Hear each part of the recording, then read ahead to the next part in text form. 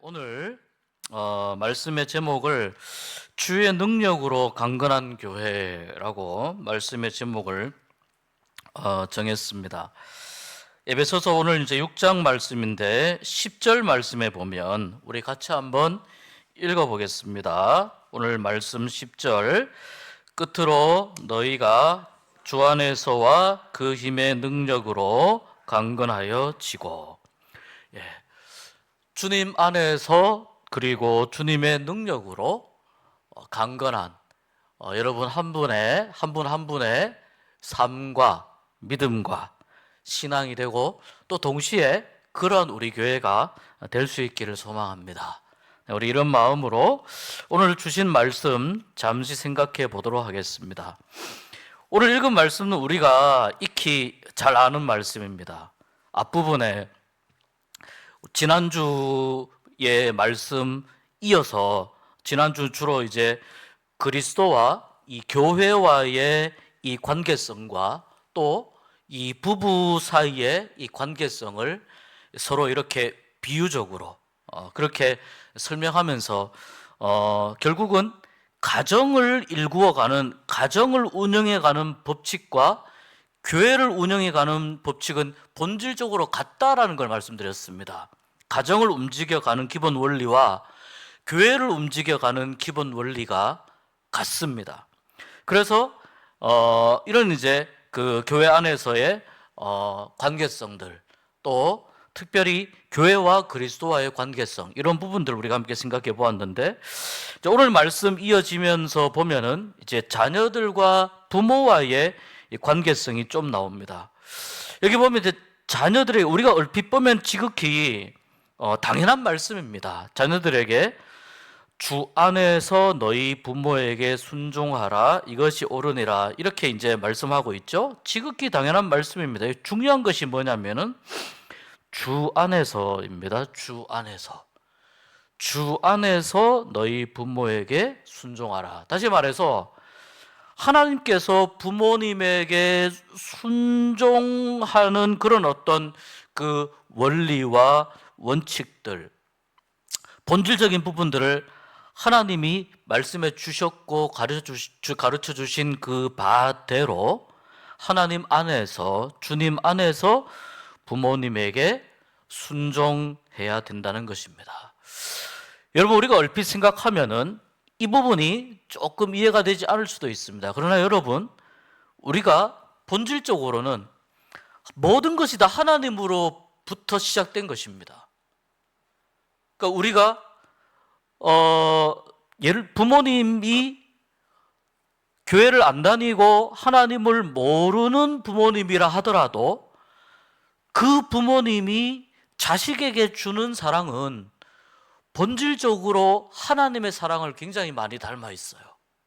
그 부모님이 하나님을 모르는 사람이라 하더라도. 왜 그렇습니까? 가장 이 사랑의 본질적인 부분이 하나님으로부터 출발하기 때문에 그렇습니다. 그러니까 이 가정 안에서의 어떤 그 부모님과 자녀와의 관계도 결국은 무엇입니까? 하나님이 주신 질서 안에서, 하나님 안에서, 하나님이 말씀해 주신 방법과 원리 안에서 부모님께 순종하는 것이 옳다고 하는 거죠. 그러니까 이 말씀 우리가 잘 기억할 필요가 있는데, 여기서 이제 6장 1절에 순종하라고 하는 이 말씀과 밑에 공경하라 하는 이 말씀은 사실 본질적으로는 같은 의미이죠. 내 아버지와 어머니를 공경하라, 어디 나옵니까? 십계명에 나오죠. 십계명에. 이 십계명에 나오는데 이것이 보면 약속이 있는 첫 계명이라고 이야기합니다. 그러니까 하나님이 계명을 쭉쭉쭉쭉 주시는데 그 계명에 약속이 있는 첫 번째 계명이 바로 자녀와 부모님과의 관계에 해당된다는 것입니다. 출애굽기 20장에 나옵니다. 우리 말씀 한번 찾아보겠습니다. 출애굽기 20장 12절 말씀, 십계명 한번 우리 찾아보도록 하겠습니다. 이 계명부터, 부모님을 공경하라 이 계명부터 이제 사람과의 관계성에 관한 계명이 이제 시작이 됩니다. 자, 출애굽기 20장 12절 같이 읽어봅니다. 내 부모를 공경하라. 그리하면 내 하나님 여호와가 내게 준 땅에서 내 생명이 길리라. 예. 여기 보면 내 하나님 여호와가 내게 준 땅에서 내 생명이 길리라. 이렇게 지금 말씀하고 약속하고 있는 것을 볼 수 있거든요. 그래서 바울은 이것이 약속이 있는 첫 번째 계명이라고 보았습니다. 이것이 약속이 있는 첫 번째 계명이다. 그러니까 하나님이 주신 10계명에서 가장 중요한 10가지의 계명이 다 중요한데 또 그 10가지 계명 중에서 특별히 부모님과 자녀와의 관계성에 관한 이 말씀이 얼마나 중요한지 우리가 다시 한번 생각해 볼 수 있습니다. 우리가 이것을 해야 되느냐 말아야 되느냐 그런 문제는 이제 아닌 것 같습니다. 6장 1절에도 보면 자녀들에게 주 안에서 부모님에게 순종하라. 그 다음에 2절에 아버지와 어머니를 공경하라. 이것이 약속이 있는 첫 번째 계명이다. 이렇게 바울이 이 10계명을 빌어서 이제 그 가족 관계에 대해서 이야기합니다. 그리고 이제 그 이어지는 내용을 같이 붙이죠. 출애굽기 20장 12절의 내용이 같이 그 같은 내용으로 여기 나오죠. 내가 잘되고 땅에서 장수하리라. 이렇게 말씀합니다. 여기 중요한 것은 이제 아비들에게 부모들에게 주시는 하나님의 말씀이 한 가지 더 있다는 거예요. 너희 자녀를 노엽게 하지 말고. 자녀들을 노엽게 한다는 건 뭘까요? 여기서 이 문맥상 이 말씀은 어떤 이유 없이 그러니까 자녀들이 어떤 잘못을 했을 때 정당하게 타이르거나 이런 건 말고 자녀들에게 화를 낸다든지 또는 어떤 그 자녀들이 자기들이 이유 없이 어떤 그런 부분들 있지 않습니까? 그 자녀들을 잘 인격체로 잘 대해 주어야 된다. 그런 이야기입니다. 여러분, 우리 자녀들이 자기들이 그 부모님들에게 느끼고 생각하는 것을 바로바로 제때에 이야기하지 않습니다. 그러니까 시간이 좀 지나서 이야기하게 됩니다. 왜? 어릴 때 그런 이야기를 하면 내가 아직은 부모님에게 이런 이야기하면 안 된다는 걸 아이들이 압니다. 그러니까 시간이 지나면서 그때 이랬어요. 그때 저랬어요. 이렇게 이야기를 합니다. 근데 이제 그 과정 가운데 아이들이 간혹 이 가정생활에서 굉장히 화가 나는 부분을 참고 가고 있다는 것을 이렇게 느낄 수가 있습니다. 우리가 어떤 가정을 만들어야 될 것인가? 하나님 안에서 또 하나님이 주신 가정의 기본적인 원리 안에서 우리가 하나님의 사랑으로 또 여기 보면 주의 교훈과 훈계로 양육하라 이렇게 되어 있죠. 역시 마찬가지예요. 6장 1절에 주 안에서라고 이야기한 것과 4절에 주의 교훈과 주의 훈계, 결국 하나님의 말씀을 바탕으로 해서 자녀들을 양육하고 자녀들을 잘 키워라, 그런 의미입니다. 가정을 그렇게 말씀의 기본적인 원리 안에서 가정을 세워가라, 이런 것입니다. 그래서 여러분, 이 가정 안에도 굉장히 신앙적인 부분과 말씀을 순종하고 실천하고자 하는 부분과 또 하나님께서 이 가정 안에 주신 기본적인 이 질서나 이런 부분들을 잘 이렇게 순종하고 또 그대로 따라가고자 하는 이러한 마음들이 굉장히 중요합니다. 이것을 위해서 예를 들면은 아버지는 아버지로서의 역할이 있고 어머니는 어머니로서의 역할이 있고 또 자녀는 자녀들로서의 역할이 있고 또 부부 사이에서는 부부 사이에서의 역할이 있고, 그런 역할을 하나님이 정해주시고 어느 정도의 가이드라인을 주신 거죠. 그래서 이 성경적인 가정을 잘 만들어가고 또 성경적인 원리 하에서 가정을 잘 건사해 나가는 것이 굉장히 중요하다라는 것을 이 말씀을 통해서 확인할 수 있습니다. 5절부터 9절은 조금 더 이러한 원리를 조금 더 사회에 확장합니다. 여기 이제 중요한 게 하나 있는데, 바울이 지금 종들에게 육체의 상전에게 순종하기를, 여기 이제 종들은 뭐냐면은 이쪽 에베소 지역도 그렇고 노예들이 많았는데, 노예들 중에 복음을 접한 노예들이 많았어요. 그런데 이게 복음이 들어가게 되면 정신이, 생각이 깨어나게 되잖아요. 그럼 그 안에서 어떤 생각을 하게 되냐면, 하나님 안에서는 높고 낮음이 없는데 왜 나는 노예가 되고 저 사람은 왜 상전이 되지? 그리고 예를 들어서 가정에서 같이 복음을 받아들였는데 교회에 와서는 서로 형제 자매라고 이야기한다는 말이죠. 그런데 다시 돌아가면 뭐예요? 다시 돌아가면 또 상전과 그 집의 하인으로서 살아야 돼요. 자, 이런 부분에 대해서 이걸 어떻게 좀 이해할 수 있을 것인가? 이게 사실 좀 쉽지는 않습니다.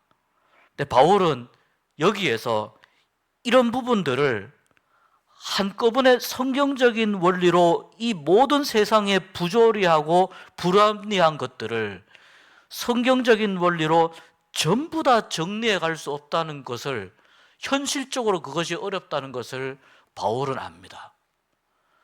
여러분, 예수님도 로마의 사형 제도 하에서 돌아가셨어요. 예수님이 그냥 뜬금없이 사막에 가서 십자가에 못 박히신 게 아니고 로마 제국의 그 사형 제도의 틀 안에서 돌아가셨어요.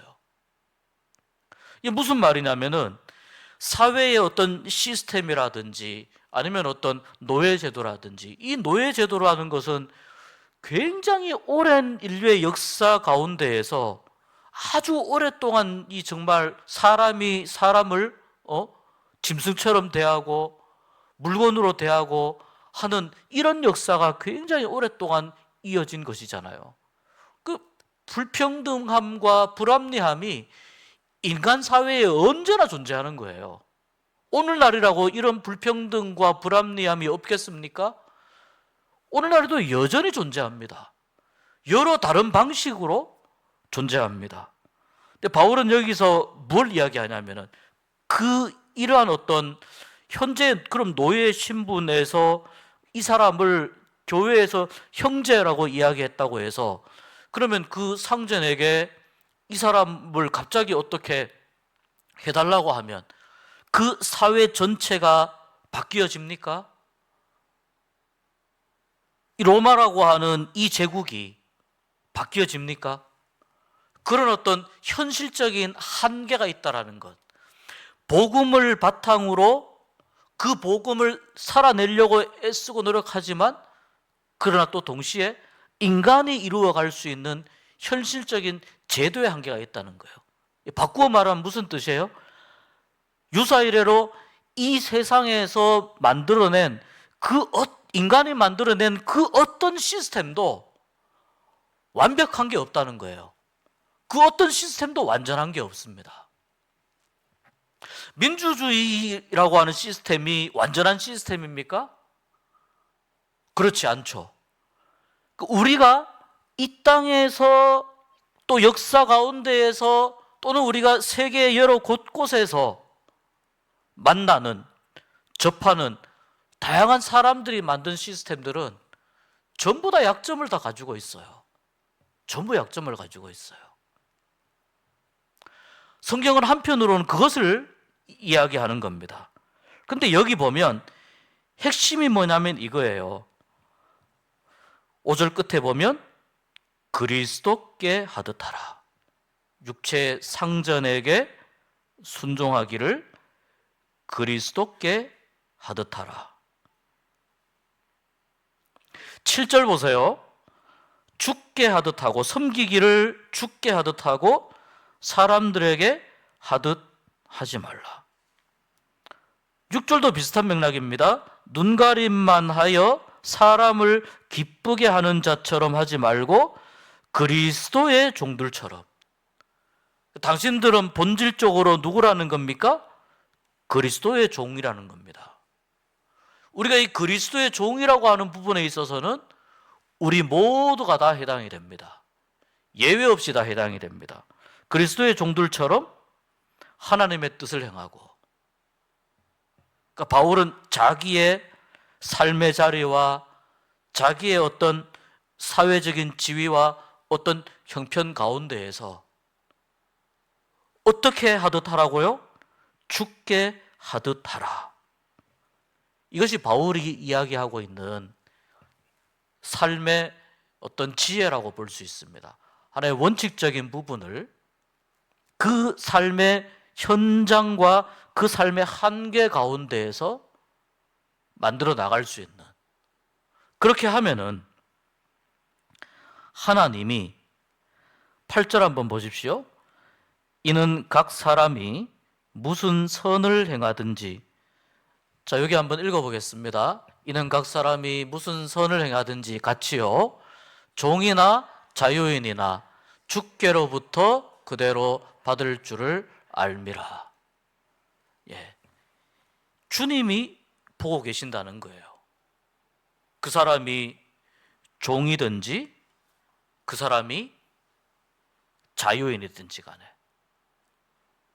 주님이 보고 계시고 주님으로부터 그 사람이 한 대로 받게 된다는 것입니다. 그래서 9절에 상전들아 너희들도 이와 같이 하고, 그 다음에 보세요. 위협을 그치라. 강제적으로 무언가를 하려고 하는 것, 또는 어떤 위협적인 어떤 말과 언사를 사용을 해서 하려고 하는 것, 이런 것들 그치라는 겁니다. 왜냐하면 그들, 그 종들과 너희의 상전, 여기서 너희는 누굽니까? 육신의 상전들을 의미합니다. 너희의 상전이 어디에 계시다고요? 하늘에 계시다고요. 그 다음에 하나님은 사람을 외형적인 모습으로, 외형적인 어떤 지위와 외형적인 어떤 신분과 외형적인 어떤 그 사람의 포지션으로 그렇게 하나님이 그 사람을 취하시지 않는다는 뜻입니다. 그러니까 하나님은 뭡니까? 지금 현재 살아가는 삶의 자리에서 내가 어떤 모습으로 있다 하더라도 하나님은 그 사람의 중심을 보시고 그 사람의 믿음의 본질을 보신다는 겁니다. 그러한 마음으로 살아가라. 그러한 마음으로 행동하라. 이런 뜻입니다. 그래서 여기서는 보다 어떤 현상적인 모습보다는 하나님의 관점에서 어떻게 성경적인 원리를 가지고 살아갈 것인지에 관한 부분을 바울이 이야기하고 있다고 볼 수 있습니다. 바울이 이렇게 어떤 가정적인 측면, 그 다음에 어떤 그 교회와 그리스도와의 관계, 또 이런 원리를 조금 더 확장해서 본질적인 측면에서 이 사회에서 어떻게 살아갈 것인지에 대한 원론적인 부분들을 이야기하고, 결국 하나님은 중심을 보신다. 이렇게 정리하면서 이제 정말 마지막으로 끝으로 바울이 정리해서 내려가는데, 바울이 끝으로 정리하면서 내려가는 것이 뭐냐면은 하나님의 전신갑주예요. 이 하나님의 전신갑주는 에베소서 전체의 결론이라고 볼 수도 있습니다. 왜 하나님의 전신갑주를 입어야 됩니까?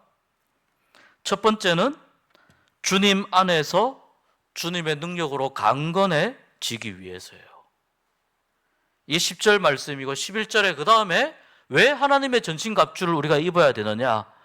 마귀의 간계, 음모, 마귀의 음모를 대적하기 위해서, 싸워서 이기기 위해서입니다.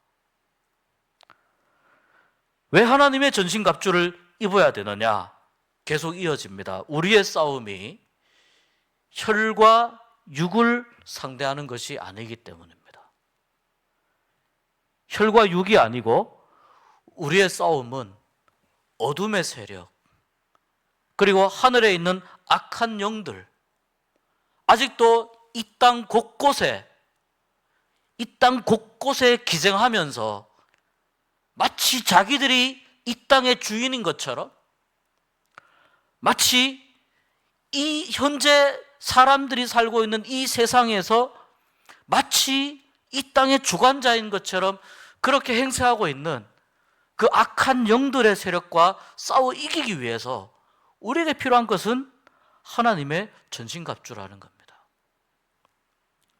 이 하나님의 전신갑주 우리가 잘 알고 있습니다. 우리가 말씀을 여러 번 들어서 알고 있습니다. 먼저 진리의 허리띠, 그 진리를 알아야 됩니다. 14절에 진리를 알아야 되고, 그 다음번에는 뭡니까? 의의 호심경, 의의 흉배. 이 흉배가 여기 몸통을 보호하는 것에서부터 이 그 허벅지까지 보호하는 그런 어떤 그 기능이 있다고 합니다. 그러니까 이 의로움은 뭐예요? 그리스도의 의로움 아니겠습니까?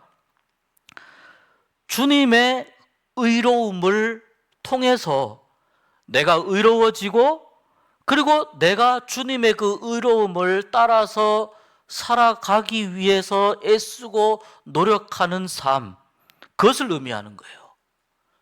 그 의로움이 나의 몸을 온전히 보호할 수 있도록 하고, 이러한 의로움으로 살아가고, 신발은 어떤 신발입니까? 평안의 복음의 신발. 평안의 복음의 신발. 그 앞에 방패는 믿음의 방패입니다. 믿음으로 방패 삼고, 그리고 이 믿음으로 방패를 삼아서 이 믿음의 방패가 모든 악한 세력의 불화살을 전부 다 막아주는 그러한 역할을 하게 됩니다. 머리에는 뭘 씁니까? 구원의 투구를 씁니다. 자, 구원에 대한 분명한 확신으로 머리를 보호하죠. 발은 뭐예요? 복음을 분명히 알므로 인해서 머리에서 발끝까지 전부 다 복음으로, 머리에서 발끝까지 전부 다 구원으로, 구원받은 삶으로, 그렇게 새롭게 된 존재로 이 하나님의 전신갑주를 입게 되는 거죠. 여기까지 이야기하는 건 전부 다 방어를 위한, 나를 방어하기 위한 도구들입니다. 신발도 그렇고, 구원의 투구도 그렇고, 의의 흉배도 그렇고. 그런데 마지막에 이야기하는 성령의 검, 오늘 여기 말씀에 보면 성령의 검과 하나님의 말씀은 같은 의미로 되어 있습니다. 여러분 이해되십니까? 성령의 검과 하나님의 말씀은 같은 의미로 이해가 되어 있어요. 하나님의 말씀을 내가 읽고 듣고 깨닫는 것이 곧 무엇을 통해서 가능하다는 겁니까? 성령님의 도우심을 통해서 가능하다는 거예요. 그래서 성령의 검과 하나님의 말씀 같은 거죠. 이것이 지금 하나님의 전신갑주에서 나오는 유일한 공격 무기입니다.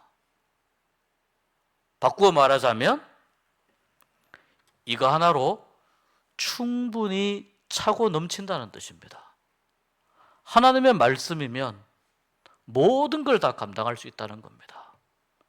어떤 악한 세력과도 능히 싸울 수 있고, 또 그 어떤 치밀하고 촘촘한 악한 세력의 그러한 방어도, 방패도 얼마든지 회파할 수 있고 무너뜨릴 수 있는 가장 강력한 무기가 뭐예요? 하나님의 말씀이에요. 그 하나님의 말씀이 선포되고, 하나님의 말씀을 통해서 우리가 이러한 이 선한 싸움을 싸워갈 때에, 이러한 영적인 싸움을 싸워갈 때에 그 하나님의 말씀을 제대로 이해하고 바로 선포할 수 있는 능력은 어디에서 나온다는 거예요? 성령님을 통해서 나온다는 거예요.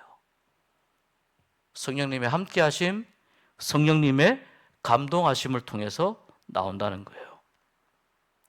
그래서 이 하나님의 전신갑주를 왜 취해야 하느냐? 첫 번째는 여러분, 우리는 우리의 힘으로 절대 싸워서 이길 수 없는 싸움을 하고 있습니다. 사람의 힘으로는 감당할 수 없는 싸움을 하고 있습니다. 사람들끼리 그냥 복싱하듯이, 무슨 종합 격투기 하듯이 그렇게 하는 것이 아니고, 악한 영들과의 싸움이기 때문에 이게 악한 영들의 역사인지 아닌지 분별을 해야 되잖아요. 우리가 무턱대고 막 할 수는 없잖아요. 그렇게 하기 위해서 하나님의 전신갑주를 입어야 되는 거예요. 진리의 허리띠, 의로움의 흉배, 온몸을 보호하는 갑옷과 같은 것이죠. 또 신발은 복음을 충분히 이해함으로 인해서 내가 누릴 수 있는 평안의 신발, 그리고 그 앞에 믿음으로 큰 방패를 가지는 겁니다. 머리를 보호하는 투구는 구원의 투구입니다. 구원에 대한 확실한, 내가 구원받았음을 확실히 인식하고 있고 확실히 알고 있는, 내가 구원받았다고 하는 그러한 분명한 사실과 믿음, 이것을 가지고 나의 머리를 보호하는 겁니다. 그리고 하나님의 말씀으로 어떤 악한 영의 세력과도 싸워서 이기게 되는 겁니다. 싸워서 승리하게 되는 겁니다. 아까 말씀드렸듯이 왜 하나님의 전신갑주를 취해야 되느냐? 악한 영과의 싸움이라고 했습니다. 그리고 그 다음에 이 하나님의 전신갑주를 취하게 되는 어떤 그 모습이라고 해야 될까요? 우리가 그리스도 안에 있어야 돼요. 10절에서 말씀하듯이 우리가 그리스도 안에 있어야 되고, 그로 말미암아 주님께서 주시는 힘과 능력으로 우리가 강건해져야만 가능해질 수 있습니다. 여기에 딱 한 가지만 더 추가해야 됩니다. 18절 말씀입니다. 18절 말씀 우리 읽고 마치도록 하겠습니다. 같이 읽어봅니다. 모든 기도와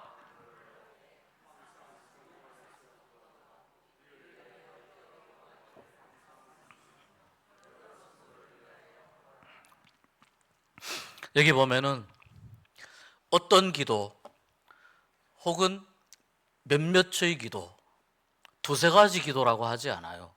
모든 기도와 모든 간구죠. 근데 이 기도를 어디서 해야 됩니까? 성령 안에서 해야 되죠. 하나님의 전신갑주는 결국 우리로 하여금 어떤 삶을 살기를 원하느냐, 이 에베소 5장에서도 이야기했죠. 성령 충만한 삶을 살아야 된다고 우리를 이끄시는 겁니다. 우리 개인적으로도 그렇고 교회도 그렇고. 교회도 여러분 보니까 이 정말 하나님의 전신갑주와 같은 그런 든든한 이 방어막이 있어야 됩니다. 기도의 울타리, 믿음의 울타리, 성령의 울타리, 성령께서 보호해 주셔야 됩니다. 항상 성령 안에서 기도하고 깨어구하고 성도를 위해서 기도하고 자기 혼자를 위해서만 기도하지 말라는 거죠. 간단합니다. 기도하는 교회는 주의 능력을 힘입게 됩니다. 기도하는 성도는 주의 능력을 힘입게 되는 줄 믿습니다. 기도하는 성도, 기도하는 교회는 어떤 싸움에도 능히 싸워서 이기게 될 줄 믿습니다. 이겁니다. 이 부분만 잘 이해를 하면 이 에베소서 6장 전체를 통해서 바울이 왜 성령 안에서 이렇게 하라, 교회를 건강하게 만들어가기 위해서, 하나님 보시기에 합당한 교회를 만들기 위해서 왜 이러한 부분들을 계속해서 설명하고 있는지, 그 원리가 무엇인지 이해를 하게 됩니다. 결국 여러분, 마지막에 성도를 강하게 세워가는 것도 그렇고 교회를 강하게 세워가는 것도 그렇고 결국은 기도입니다. 기도해야 우리가 성령님의 인도함을 받게 되고, 기도할 때 우리가 하나님을 만나게 되고, 여기 보면 기도할 때 어떻게 기도하라고요? 성령 안에서 기도하라고요. 자기의 의를 쫓아서 기도하라는 게 아니에요. 자기의 어떤 개인적인 욕망과 나의 생각에 기도는 이래야 돼, 이렇게 하는 게 기도가 아니라는 겁니다. 성령 안에서 우리가 기도할 때 무엇을 간구할 것인지도 알게 되고, 기도의 깊이를 더하게 되고, 하나님을 더 깊이 만나게 되고, 우리의 영혼은 강건해지고, 그렇게 기도하는 성도들이 교회에서 점점 이 기도의 울타리를 든든히 쳐갈 때 교회가 강건해지는 것입니다. 교회가 강건해지고 교회가 힘이 있게 되는 거예요. 하나님의 일을 감당하는 교회가 됩니다. 에베소서 6장까지 지난 몇 주 동안 이렇게 말씀을 쭉 읽으면서 아주 깊이는 아닙니다.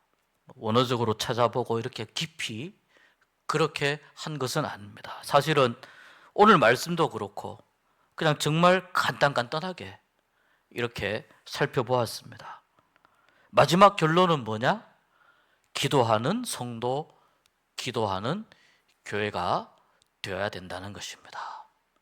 그렇게 될 때 우리가 하나님의 뜻을 이루어가는, 또 하나님을 기쁘시게 하는 성도와 교회가 될 줄 믿습니다. 여러분, 기도 생활에 다 승리하시길 바랍니다. 기도 생활에 승리하시고 또 그 가운데에서 주 안에서 강건해가는 성도, 강건해가는 그런 우리 교회 될 수 있기를 주님의 이름으로 축복합니다.